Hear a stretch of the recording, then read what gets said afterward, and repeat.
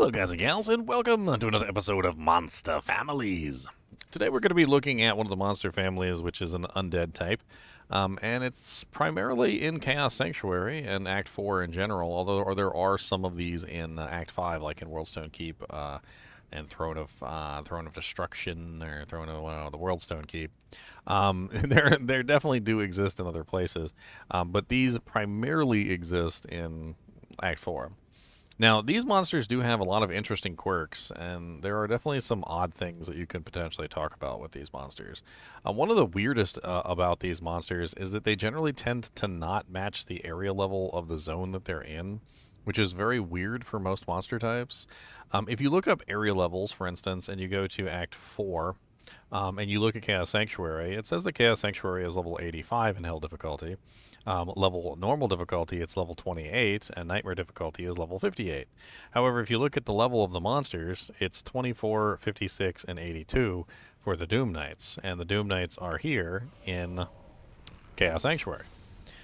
So the Doom Knights don't match the area level of the zone that they're in, which is a weird quirk of them specifically. And I actually encountered this myself one time when I was leveling up a new character, and I was like, like Chaos Sanctuary is level 28, and that should be high enough level for me to make like a spirit sword. I found a crystal sword in Chaos Sanctuary in normal difficulty, took it over to Larzik, and Larzik it, and it did not get 4 sockets. It only got 3. And the reason why it got 3 was because the Doom Knight in normal difficulty is not level 28, matching the area level of the Chaos Sanctuary. He's instead level 4, which is really weird. For some reason or another, the Doom Knights, Abyss Knights, Oblivion Knights, and stuff like that tend to have odd area level, monster level combinations, which makes them not the same level as the zone that they're in, which is weird. There's other things going on with them as well. So first off, there are 2 different types of the Oblivion Knight. There is the Undead Fighter, which is essentially the type that simply charges at you and does nothing more than tries to murder you. They're not particularly very fast. They're not particularly very strong. They're just your like average foot soldier type monster. Then there's the Mage type. Now the Mage type generally has a glowing hand or 2 glowing hands. Now, it's really quite odd because there's 2 different variations of these. One has a sword and a glowing hand, and the other one has 2 glowing hands. Now, the mages have the ability to cast a large number of spells. They can not only can they curse you with just about every single curse. They have Decrepify, Lower Resistance, Weaken, Life Tap, and Amplify Damage, which covers most of the nasty curses that you can potentially have on your head. Weaken and Life Tap are probably 2 of the least effective curses that they have, but they tend to spam the other ones in rapid succession. In fact, they actually have an AI bug that you can exploit if you ever find yourself with Amplify Damage or Lower Resistance, and you would prefer not to have those on your character. And I'm going to show you how to use this AI exploit bug to essentially clear yourself of whatever curse you have on you. And it has to do with meleeing the mages. So if at any time you approach one of the mages to melee them, you don't even have to actually melee them, but if you approach them as if you are going to melee them, they will curse you with Decrepify every single time. And let me go ahead and get these monsters out of the way, and I will show you what I mean. As you can see, I walked up to the mage, and he instantly decrepified me. This is an actual ability that you can exploit. Now, why would you want him to decrepify you? Well, Amplify Damage and Lower Resistance have an extremely long duration of sometimes upwards of minutes, whereas Decrepify has a relatively short duration and wears off relatively quickly, which means that if you're ever in a situation where you have Amplify Damage or Lower Resistance on your head in Chaos Sanctuary with these guys, and you would rather not have that curse on your head, you can always walk up to him and get him to clear that curse from you by casting Decrepify on you. It's a handy little trick that you can utilize anytime you want to when you're in Chaos Sanctuary or around these guys. Of course, if they cast one of the curses on you that you would relatively not care about, like Life Tap, then you just leave that one on you and you don't bother clearing it off. They also have the ability to cast Bone Spirit, Bone Armor, And Bone Armor is actually kind of nasty for the melee characters. Bone Spirit can be nasty on occasion. Now, there are times where you'll come across a multi-shot version of those specific monsters, and the multi-shot version can actually fire 3 Bone Spirits at the same time, which is pretty hilarious. If you ever come across the multi-shot version of the Oblivion Knights, they hurt. Like, when they fire 3 bone spirits at you and the 3 bone spirits hit you and bypass all your resistances, because of course it's magic damage, the 3 bone spirits can actually slap pretty damn hard. Now, there are a lot of monsters that in the game that are either Doom Knights, Abyss Knights, Oblivion Knights, and there are even guest versions of these monsters. Let me see if I can find the guest versions. So the guest versions are in Act 5. And I don't know if they're actually on the list here. Some of the monsters in the game, like, because I've played for so long, I know that the monsters exist. For some reason, aren't on the list here in the guest monsters. Like, I know for a fact that Oblivion Knights and Doom Knights and whatnot appear in Act 5 in Worldstone Keep, but they're not on the list in the Ariat Summit page. So we'll have to just use the Ariat Summit page non-guest monsters. Now, their HP is middling. It's 5,000 to 9,000, which middle ground HP, as far as I can tell, seems to be around 10k. The highest monster so far that I've encountered going through these monsters is 24,000 HP, and the lowest that I've encountered is around 700. So having between 5,000 to 9,200 HP is definitely middle ground, or a little bit lower on the like low mid would probably be more appropriate, which kind of fills the role because they're not very hard to kill. They do have 2 different immunities usually. So whenever you encounter these guys, you will notice that the monsters, the basic grunt knights, are usually immune to fire, and the mages, the ones that cast spells, are usually immune to cold. And I think this is deliberate because it causes a situation where you can never really kill all of them effectively. Like, if you're a fire character, you can definitely kill the mages effectively, but have trouble with the knights. If you're a cold character, you can kill the warriors effectively, but can't kill the mages because they're always immune to cold, and so forth and so on. And having them have 2 different immunities guaranteed every single time definitely is a bit of a pain in the butt. I remember back when Cold Sorceress used to be like one of the most dominant characters in the game before Sunders. You would often go into Chaos Sanctuary and all the monsters would be dead except for the Oblivion Knights, which were immune to cold, and they would never touch them. They would just ignore them, they would teleport by them, they would do whatever it took not to kill them, but they would just leave all the Oblivion Knights alive because they couldn't kill any of them, which I always thought was rather hilarious. And I would just run around as a melee character just swatting them down, but just a fun little anecdote from the past of Diablo 2.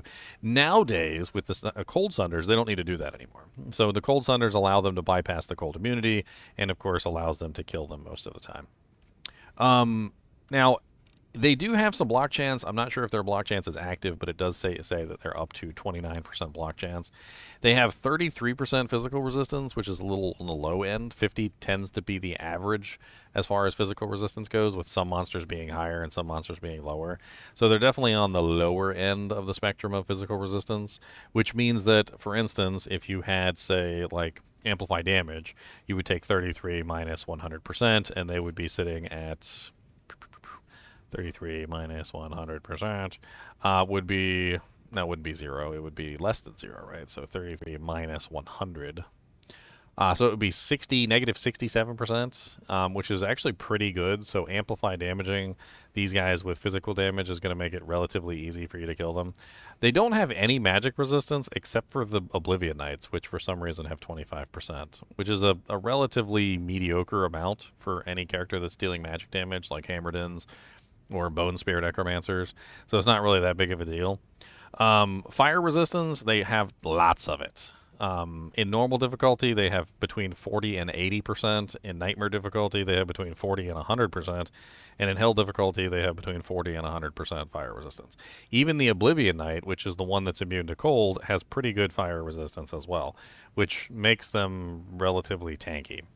Cold resistance, they generally tend to have really good cold resistance as well, between 20 to 180% cold res. As you can clearly see, with 180% cold res, the mages were completely unbreakable in the previous versions of the game before Sunder Charms. So if you had a character, let's say that you had a negative 150% conviction. You divide that by 5, which gets you 30%. And let's pretend you had, I don't know, I know it doesn't go that high, but let's pretend you had an 80% lower res, and you divide that by 5. That's 16. So you add those two together, and you get a total negative res of 46 to break a resistance. That means that even if you had maximum lower res and maximum conviction on that target with 180%, you would only reduce them by 46, which is still 134%, which is still unbreakably immune. I mean, this basically means that you never could have broken them before to kill them with cold resistance, or cold damage in general. And that's what a lot of people mean by unbreakably immune when they talk about unbreakables. However, since Sunder Charms have been added, that of course takes that 180, sets it to 95, and then makes it a lot easier for you to further reduce that 95% resistance, which actually does make them killable in the regular game. They also have pretty good lightning resistance, too, and some of them are immune to lightning. As you can see, the Abyss Knights are immune to lightning. In general, they tend to have pretty good resistances, and it almost seems like they were designed to counter casters because they don't have as high physical resistance, and they don't really have large amounts of HP, but they do tend to have a large amount of resistances in general to fire, cold, and lightning, even if they're not immune to them.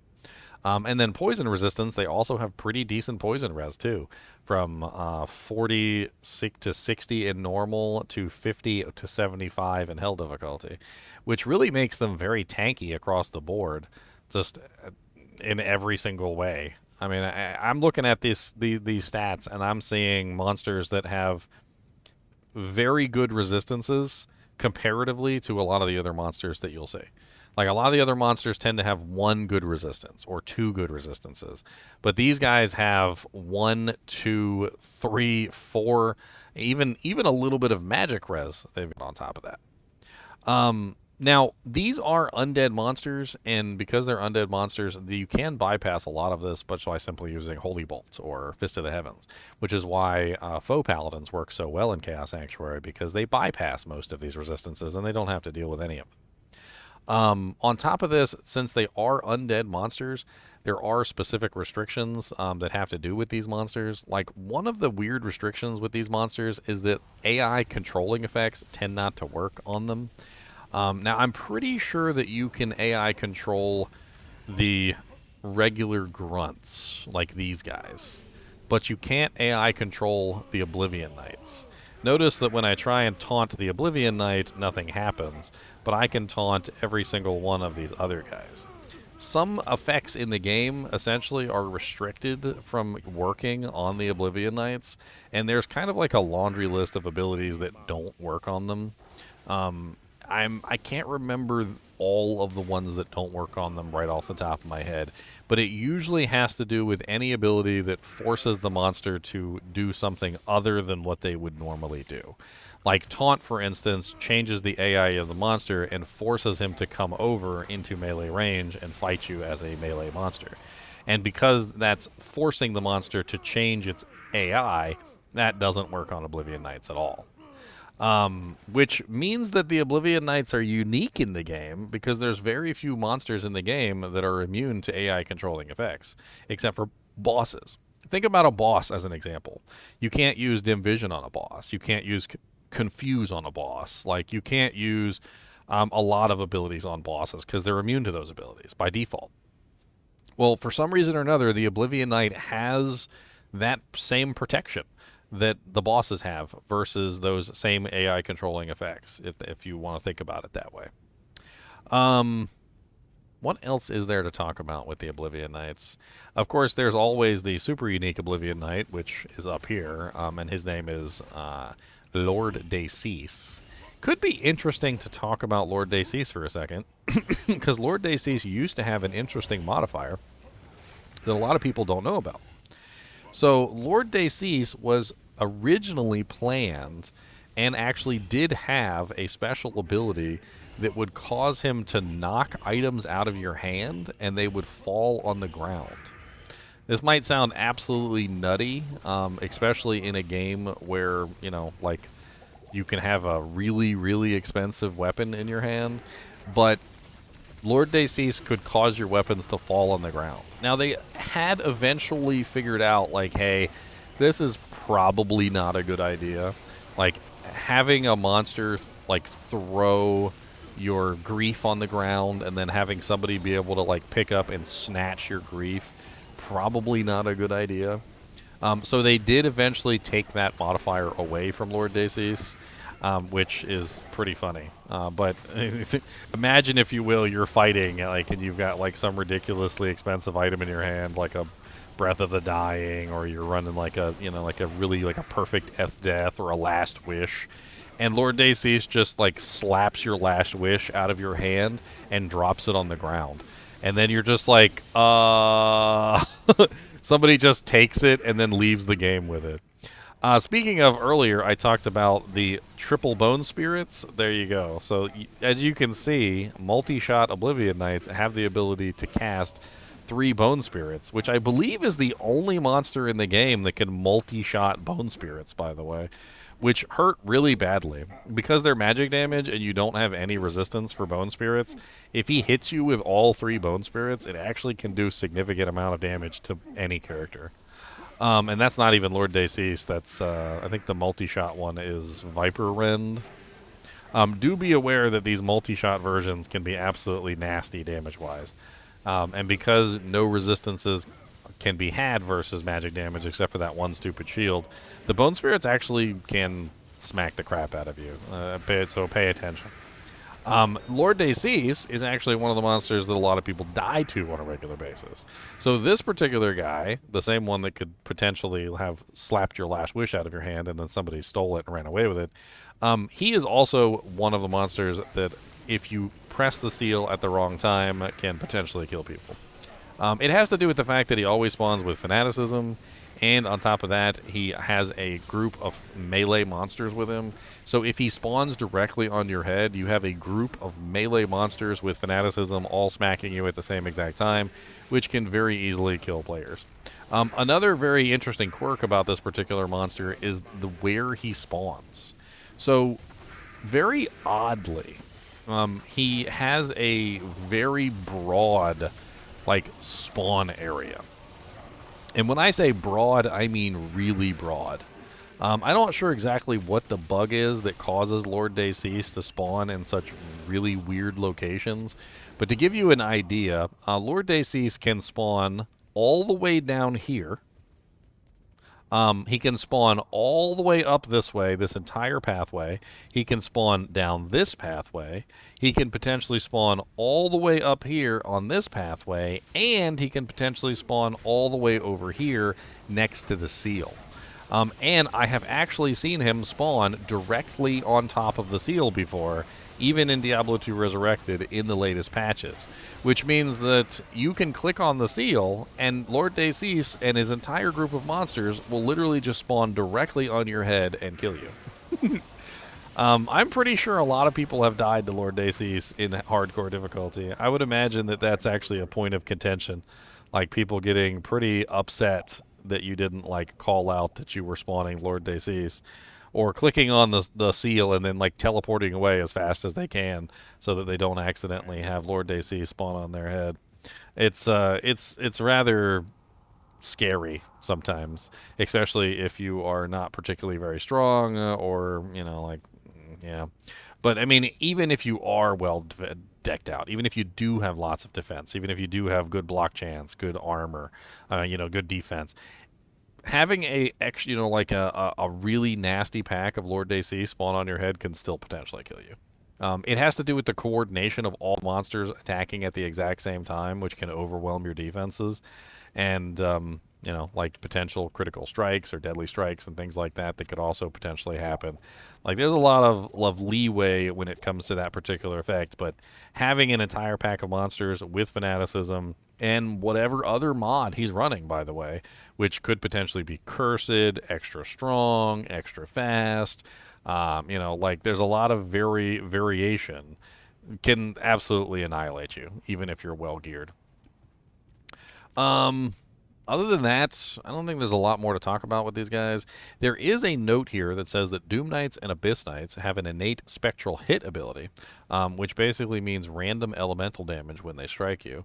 They cannot be affected by Barbarian's Taunt and cannot use Barbarian's Grimward either. The random Spectral hit I was unaware of. I didn't know that they randomly did elemental damage. That's actually kind of crazy. That might explain why when you come here with like negative resistances early on in the game that Chaos Sanctuary tends to kick your butt, because getting hit by one of those guys means high physical damage and also high elemental damage. Um, I wonder if I can get one of them to like poison me or something. I'm sure poison is probably on the list, right? Let me just pull like one of them over here. Of course, there's got to be more than one. I don't want you in the mix.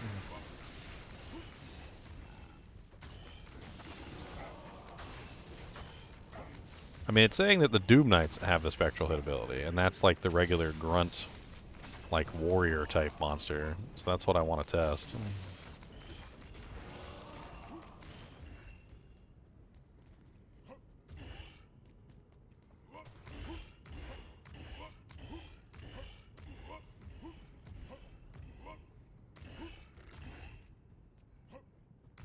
Alright, so let's give this a try, and let's see if he can actually do elemental damage to me. I want to see the like the chill effect or like the poison effect or something. I have to take off the armor so I can actually get hit. Yeah, he does. Look at that. I got poisoned. Interesting. So they do have a random elemental damage of essentially any element, including poison. So fire, lightning, ice, and poison. Interesting.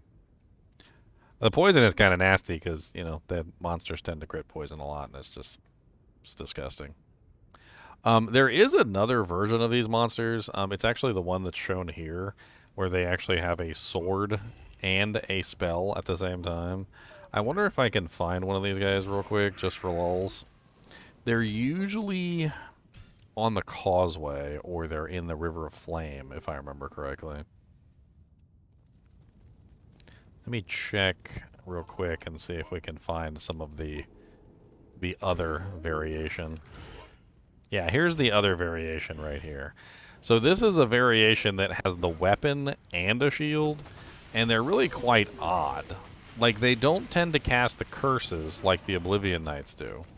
However, they do have the bone armor, and they cast the spells, but they don't seem to cast the bone spirit like the other ones do. This is an odd variation called the Abyss Knights. I'm assuming the Abyss Knight is on here. Yeah, it's right here.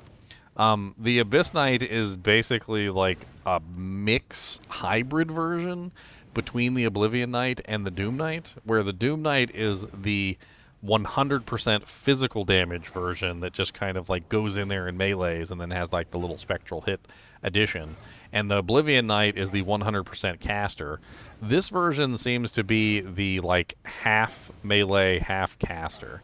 I wonder if they can be taunted. Let me see. They can be taunted.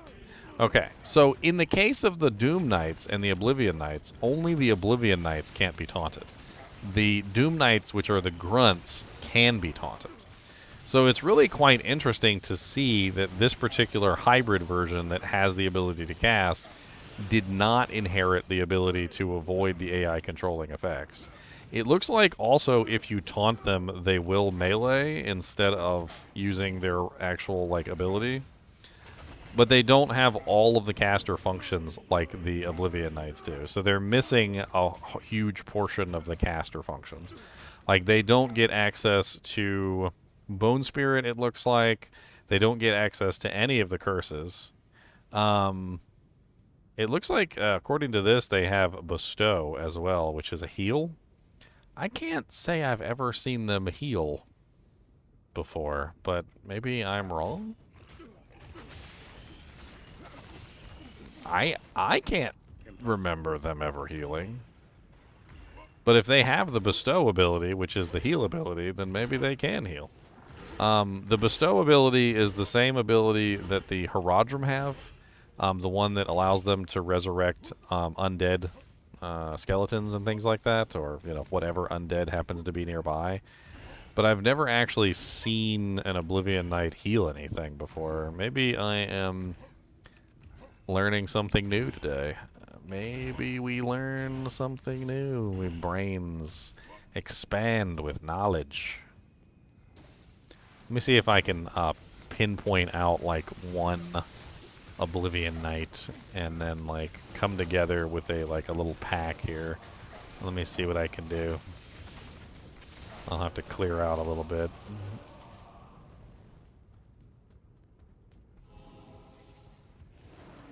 I need mana.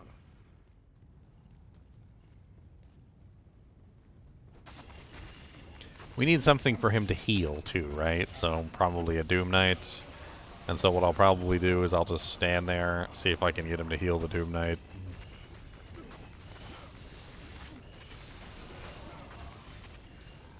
Or another Oblivion Knight, maybe.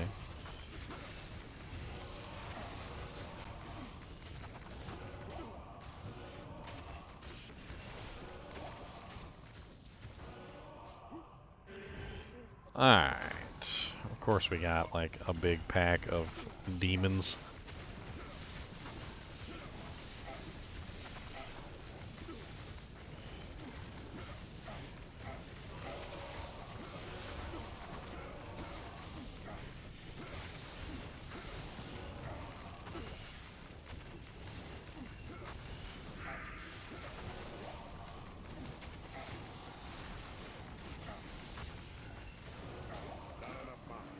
Oh my god, stop stealing my mana.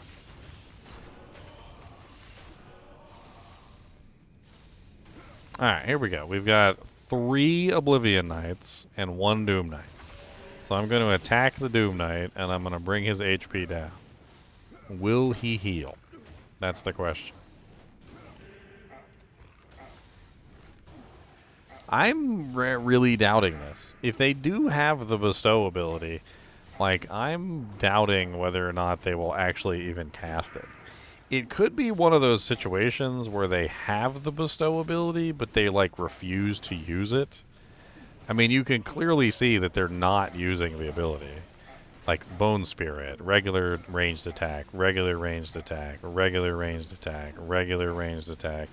They definitely seem to be focusing almost entirely on spamming their ranged abilities. I'm going to try damaging them specifically and seeing if that changes anything. I mean, this guy is really wounded right here. And I'm not seeing a single one of them heal him at all. Yeah, I don't know about that. Maybe it's in their files, but they just don't use it. If they do have the bestow ability, it definitely seems like it's something that is really low on the ranking of them to actually cast. So maybe it's not something that you even have to worry about if they're not actually going to ever cast the ability. Well, as always, I do appreciate you guys and gals joining. Be sure to hit that like button and subscribe button if you are enjoying the content. Before I leave, I will say that they make okay revives. They're not the best revives, and they're not the worst revives. They're just mediocre. Definitely grab them if you don't have anything, but, I mean, meh. As always, thanks for watching, and keep watching.